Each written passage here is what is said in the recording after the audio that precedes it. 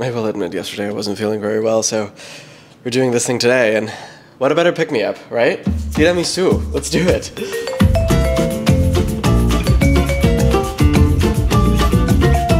Welcome back, my friends. I hope you're excited because today it is tiramisu day. I made tiramisu a couple of weeks ago for a birthday, and I didn't really realize how much I would love making it and how delicious it can be when you make it yourself, when you have it at home, when you control the ingredients. It's a dessert that is quite friendly to make. It comes together pretty quickly. There's no need to turn on an oven unless you're making your own savoiardi, which we're not. We're relying on already beautifully made Italian product. And I'm gonna teach you how it is that I make it. I think that my tiramisu tries to honor and take tradition into account, but I do steer off in a couple of places, which hopefully will make for an interesting final product. I would consider that the bulk of the work that we're gonna do is to create the mascarpone cream mixture. So I'm gonna start with the cream because I wanna have that sort of ready to go when it's time to fold it in. I'm gonna be using my scale, and I'm gonna do about 200 milliliters of cream. And I'm gonna whip it by hand. As per usual, you can use a machine here if you want, and as per usual, I will not be using a machine. I'm gonna be doing it by hand. I kind of like the idea of making tiramisu without machines, and that is why my recipe does not include egg whites. It doesn't include meringue because that inevitably does require like a hand mixer, and I just don't want to use it today. Hand whipping cream is one of those things that I feel like people avoid like the plague, but to get to see how it like magically transforms in front of your eyes.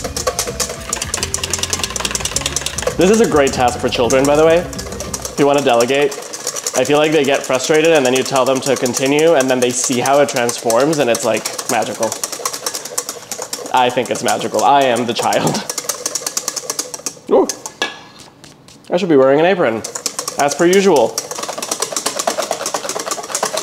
Now that it's at this consistency, I am going to add a little bit of powdered sugar. The reason why it's powdered sugar is I'm less interested about it sweetening it, but more interested in like the cornstarch that this has, because the cornstarch is gonna help it stabilize. It's gonna help it not flatten as it sits, which is what we want. We wanna preserve the beautiful lusciousness and volume, and cornstarch is gonna help with that.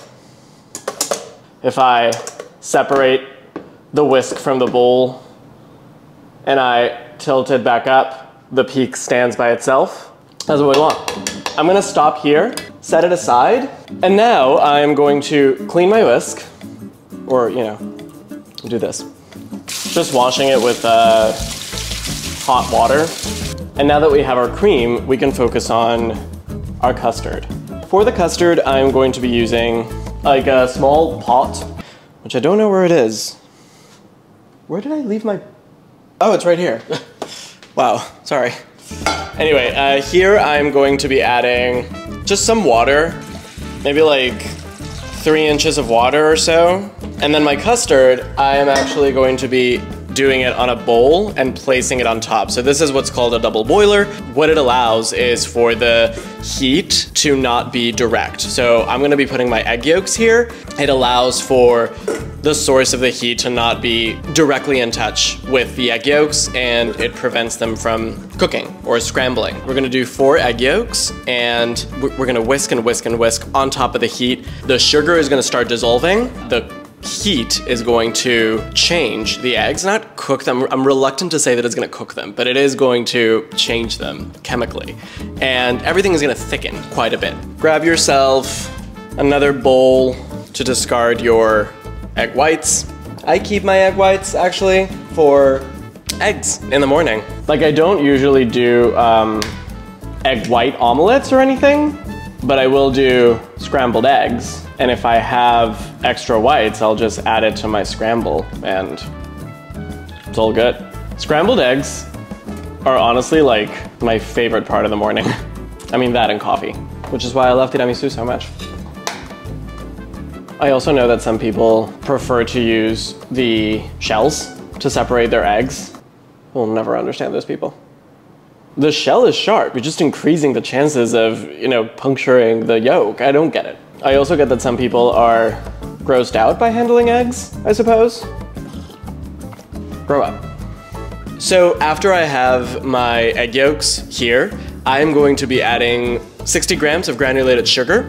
It's kind of like an old wives' tale, maybe, or like a classic chefy thing to not let the sugar rest on top of the egg yolks without mixing them, because there's a belief that the sugar is going to kind of cook or kind of curate the top of the egg and it's going to create lumps. I'm not sure if this is true. I don't have the empirical evidence for this, but I choose to believe it. So once you have your sugar, don't wait too long. Just start mixing everything very well. And once everything is incorporated, I am going to be adding about half a tablespoon of vanilla paste. This is where you want good vanilla. I would advise against using like cheap artificial vanilla extract, simply because, you know, tiramisu is one of those recipes that it doesn't have a lot of ingredients. You can kind of taste everything that's going on, so using high quality vanilla here is recommended. If you have a vanilla bean, then go for it, but I just bought vanilla paste. Into our double boiler we go. You don't have to whisk super energetically here. You can just take your time, so long as it's constant, scraping every inch of the bottom of the bowl and making sure that there are no parts of the egg that are being stuck there and therefore getting cooked. You'll see how the texture changes and how the color lightens, and it's gonna be quite visible. It's part of the magic, you know, waiting for your custard to custard. Again, I've seen some recipes that use a machine here. It's like, you can, but like, I can't imagine anything worse than like plugging a thing and then standing on the top of my stove and like, we don't have to overcomplicate things. With the heat, also the vanilla bean paste is going to activate and you're gonna be able to smell it. It's a beautiful smell. I think I'm happy with this.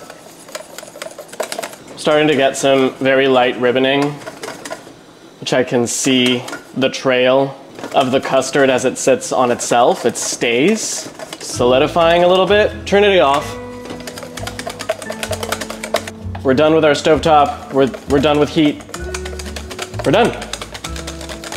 So now that we have our beautiful custard, we are now going to finish our cream mixture. What I'm going to incorporate next is the mascarpone cheese, a beautiful Italian dairy product that is sort of if cream cheese and labne had a love child, and it's less acidic, it's like impossibly luscious, and it just brings a texture and a thickness to the cream that is incredible. This is 475 grams. I'm adding pretty much all of it, guys. I'm adding the entire container. I am going to first incorporate my mascarpone, and I'm going to mix it really well with my whisk.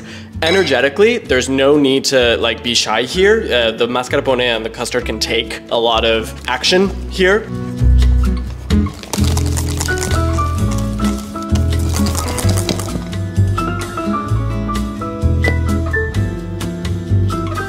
This consistency really is what dreams are made of. I'm adding a pinch of salt here, just because I feel like it needs something to like counteract that sweetness. And then once I'm happy, I'm gonna finish everything with my whipped cream. My whipped cream is going to bring that final stage of like lushness, of, you know, height, of volume. I'm getting rid of my whisk. This is done. Thank you, old friend. And I'm doing part by part. I don't want to dump it all in and then fold it. I think that I'm going to do half of it, folding it in, and then adding the other half and folding it in.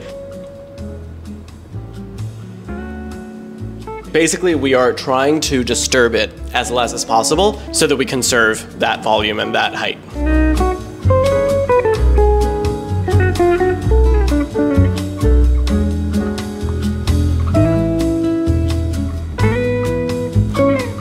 Give me a break with this. This is the most beautiful texture ever. Like, if you don't like this texture, I don't know what to tell you. You and I are very different people. I can taste the vanilla very pleasantly. It gives it a really nice sort of depth of flavor here. But the custard, the mascarpone, the whipped cream, like, match made in heaven. So, now, it's ladyfinger time. It's savoiardi time. Are you guys ready? I am. Setting this aside, I think I'm just gonna chill it in the fridge. We're ready for the last stage of our tiramisu journey. It is essentially the dipping of the Savoiardi. I have here a big cup full of beautiful, freshly made espresso. So in essence, what we're doing is adding our espresso and flavoring it and seasoning it. I am going to sweeten it with some powdered sugar because, you know, I do want something to counteract the bitterness and the, you know, earthiness from the espresso. And finally, this is where I do admittedly go off script. Usual tiramisu recipes will have you add some sort of amaro or some sort of, you know, wine. I'm going to be using Licor del 43, liqueur, 43 liqueur, I guess. This is a Spanish liqueur. It originates from Spain, but it kind of exploded in Mexico City about 10 years ago. If you go to Mexico City, it is now a very accepted thing for people to have a carajillo, which is a cocktail that uses espresso and licor del 43. It's shaken. Some restaurants add cream, some restaurants add a little Baileys. Like, you know, there are like an infinity of variations for carajillo, but in essence, the two elements that are always there are the espresso and the licor del 43. It's incredibly like syrupy. It tastes like vanilla. Admittedly, this is a little bit difficult to find in Canada. I brought this from Mexico. It's a great investment to have in your house because having a carajillo after dinner or after lunch with friends is like chef's kiss. So I added the equivalent of half a cup of licor del 43. Like, this is an adult tiramisu. We're not really fucking around here. If I'm gonna call for such a specific product, I want you to taste it. There we go.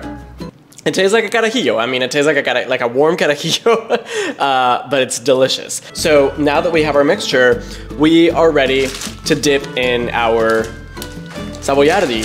Lady fingers are these kind of crackers that are made with a lot of eggs and a lot of egg whites. They are like a paste that gets piped into a baking sheet, and when they get cooked, they are very pillowy inside. They are kind of spongy.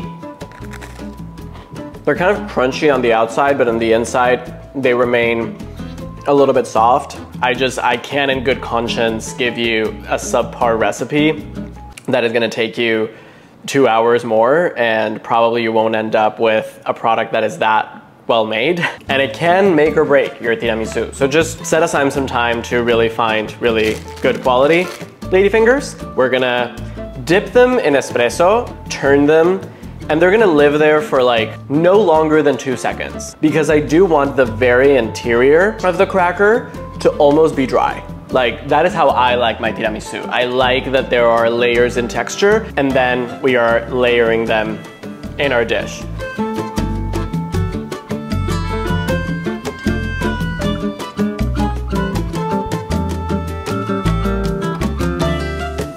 We're gonna do one layer of Savoiardi, and then we are gonna do one layer of cream. Word of advice, try to spread your cream in the center of the tiramisu and then spread it out to the edges with your spoon, and then put a little bit more in the middle so that it's even. And then another layer of Savoiardi.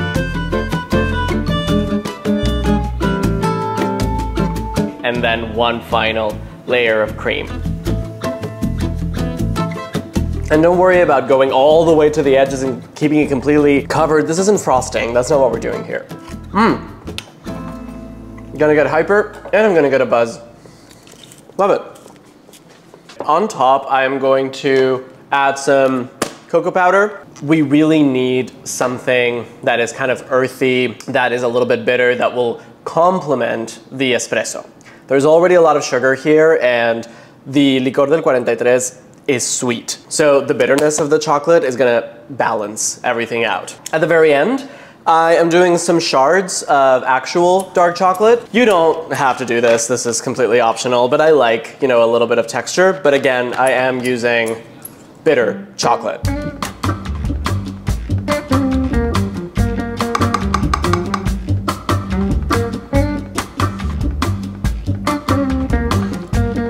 I like how I can see the layers of the cream, the savoiardi. The ladyfingers have bite. Like, I needed a small knife to kind of cut through. That's what I want. I don't want the entire thing to turn into mush. But the flavors are so distinct. The flavor of the cacao and the coffee, top notch. The 2-second rule for dipping is ideal because I'm getting a lot of different textures here, and that is what I enjoy. I don't think that homemade tiramisu has a place for like perfection. I think that in the world of desserts, we are very used to like seeing everything like it was like a cartoon or a magazine, and just like all of the perfect layers with the thing. Like, you can see it in the design for this crackers, like the picture here. It's like, it looks very beautiful, but that's not what tiramisu looks like. It's supposed to be messy. It's supposed to be a lot less distinct, and the discovering of the layers happens when you bite into it and when you know, grab a spoonful of like, that is more creamy, and a spoonful that has more, you know, ladyfinger and all of that. Like, I think that that's what's fun. It is a homey dessert, it is a rustic dessert, and that's why I love it. Serve with coffee, of course, or with carajillo. Have a tiramisu party. If you serve this tiramisu and you and your friends then surprisingly want to go out, I don't blame you, because you're getting kind of hyper and buzzed at the same time with this dessert, which honestly, I like that for us. Thank you so much for being here. I hope that you enjoyed it. But in any case, I wish you tiramisu, good tiramisu, homemade tiramisu. I hope that you make it. I'll see you in the next one. Ciao.